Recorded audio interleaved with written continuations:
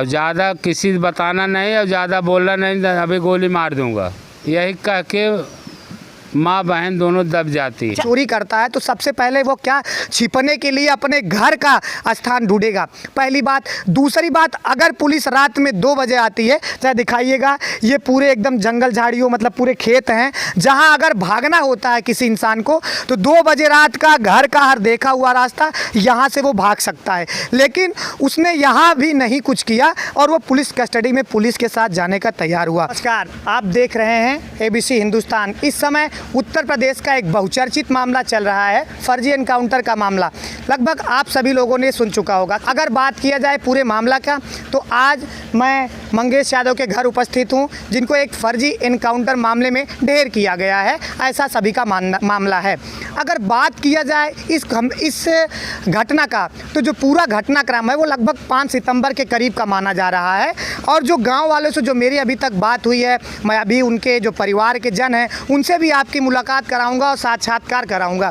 फिलहाल जो घटना का पूरा मामला है, मामला ये होता है कि एक 20 साल का युवा जो अपने घर का चिराग होता है, अकेला भाई और अकेली बहन, 2 ही लड़के होते हैं, और एक ऐसा युवा जो करीब 20 वर्ष का होता है, उसके ऊपर 8 मुकदमे अंकित कर दिए जाते हैं और उसके बाद एक फर्जी एनकाउंटर में ढेर भी कर दिया जाता है। ये पूरी घटना है जौनपुर ज़िले की, लगभग जौनपुर और सुल्तानपुर के बॉर्डर पर। यहाँ से जो बॉर्डर है वो तकरीबन 35 से 40 किलोमीटर दूर है सुल्तानपुर का। पूरी घटना जो है वो सुल्तानपुर ज़िले की है, लेकिन जो हमारे परिवारजनों से अभी मुलाकात हुई है, उनसे जो बातचीत हुई, उसमें हमें ये पता चला है कि रात को 2 बजे के तकरीबन पुलिस आती है। अगर कोई अपराधी होता है तो आप इस बात को समझिए, अगर कोई अपराधी होता है तो क्या वो अपराध करके अपने घर पे आएगा? रात 2 बजे पुलिस उसको उठा के ले जाती है, उसके बाद इस ऐसे हालत में जाता है। पुलिस कस्टडी में जाने के बाद एक बाइक, एक बैग, लग्जरी कपड़े, और आप कैमरा में जब दिखाइएगा इस मिडिल क्लास में लगभग आज जो मुझे सुन रहा है या लगभग 70% युवा हमारे पास जो हैं, जो इस समय उत्तर प्रदेश के जौनपुर डिस्ट्रिक्ट से हैं, वो इस मिडिल क्लास फैमिली से बिलोंग करते हैं। और कहीं ना कहीं जो एक मंसूबा था कि एक मिडिल क्लास फैमिली है, यहाँ इनके पिताजी सक्रिय नहीं है, मामले को रफा दफा कर दिया जाए और एक बेकसूर इंसान को ढेर कर दिया जाए। लेकिन अब मामला पूरी तरीके से राष्ट्रीय स्तर तक पहुंच गया है और संज्ञान कर दिया गया है।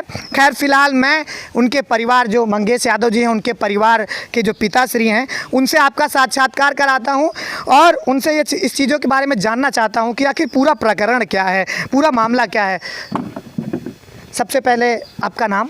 राकेश यादव नाम है मेरा जी। जब ये घटनाक्रम हुआ सर जी, तो आप घर पर मौजूद थे? नहीं सर, गुजरात में था साहब।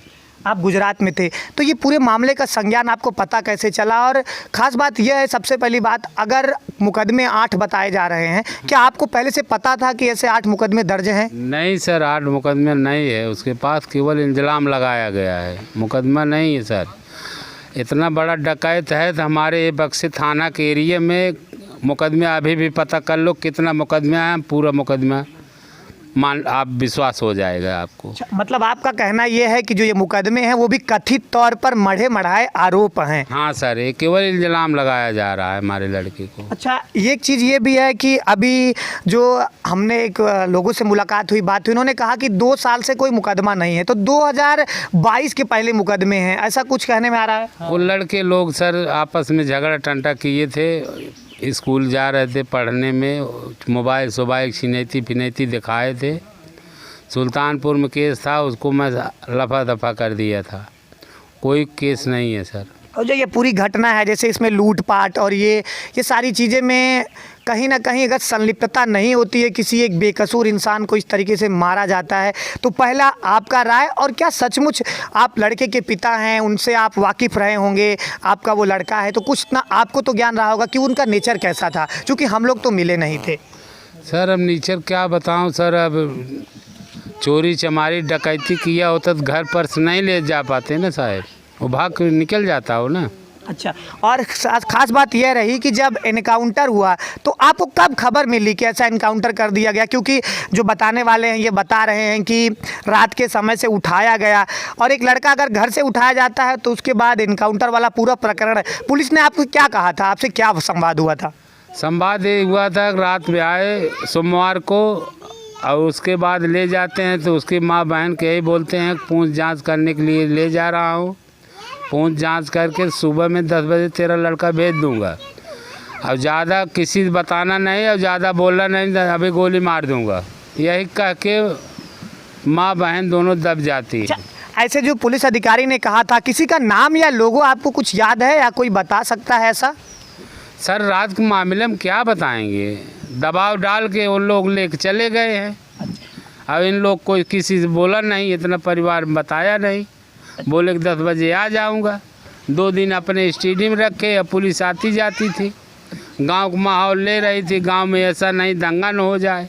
अच्छा, दंगा कहीं हुआ नहीं, उसको मार के इसकी माँ को बता दिए कि भाई आप अपने बॉडी ले जाओ, बस बात खत्म। अच्छा, जैसा कि इस समय ये जो पूरा मामला प्रकरण हुआ, इसके बाद अब आपकी क्या राय है, आप क्या चाहते हैं इस पर, आप क्या चाहते हैं? अब साहब बिना जांच के कुछ मालूम नहीं चलेगा सर, इसको जब तक जांच होगी नहीं तब तक मालूम नहीं चलेगा। अच्छा, मतलब आप चाहते हैं कि इसका निष्पक्ष जांच हो और एक अंतिम फैसला दिया जाए कि हकीकत क्या है। हकीकत क्या है, जब तक इसको जांच नहीं होगी सब मालूम नहीं चलेगा। अच्छा, वैसे पेशे से आप क्या करते हैं? आप अकेले लड़का, एक अकेले लड़के, आप क्या करते हैं सर? मैं ड्राइवरी करता हूँ साहब, गुजरात में था, 2 साल के बाद आया हूँ, 3 महीने हमसे पहले लड़का आया है। अच्छा, वो भी आपके साथ रहते थे? आप एक साथ ड्राइवरी सिखाया हूँ साहब, गाड़ी चलाने और लाइसेंस रिन्यूअल था, वो चला आया घर पे। जी, तो जैसा कि एक बहुत ही निर्मम घटना हुई और इसके बाद जो गांव का वातावरण, सभी लोग दहशत में हैं। अभी आपके पास जैसे चाहे वो पक्ष के, वो भारतीय जनता पार्टी का कोई नेता ऐसा आया जो आपको ढांढस बधाया हो, जो क्षेत्रीय नेता हो? नहीं सर, ऐसा कुछ नहीं है। और क्या बताऊं साहब, अब अपनी ही आग बुती है। अभी सर कोई आदमी परिवार हमारे होश नहीं है, सब बेहोशी ही पड़े हैं। आसरा धरा के ले गए थे, छोड़ दूंगा, उसको मार के भेजे हैं, ख़त्म हो गया, पूरा परिवार बेहोश पड़ा है। आपसे कुछ बोल ही नहीं पाऊँगा सर, कुछ नहीं बता पाऊँगा। जी, आपका बहुत बहुत धन्यवाद, आपने इस समय में भी मुझे समय दिया। एक और चीज़ सोचने वाली बात यह है, ख़ास बात यह है कि एक फर्जी एनकाउंटर में ढेर किया गया है, ऐसा यहाँ के लोगों का मानना है। उनके पिताजी ने भी ये आवाज़ लगाई है कि जो यहाँ पर माननीय मुख्यमंत्री जी हैं वो निष्पक्षता के साथ जांच का आदेश दे और हकीकत क्या है यह पूरे तरीके से पता चले। मैं आपको बताता चलूँ कि इसी मामले में एक विपिन सिंह का और अभियुक्त गिरफ्तार हुआ है, जो अभी भी था पुलिस कस्टडी में है। और ख़ास बात यह रही है कि यहाँ से जो घटना हुई है, आप समझते चलिएगा दर्शकों कि ये जो घटना हुई है वो लगभग 70 से 80 किलोमीटर की दूर की बताई जा रही है। अगर आप भी इतना समझदार होंगे, कॉमन ऑफ सेंस होगा, कोई अगर लूट डकैती या छिनैती जैसा कोई भी घटना करता है तो क्या वो शरण लेने घर आएगा?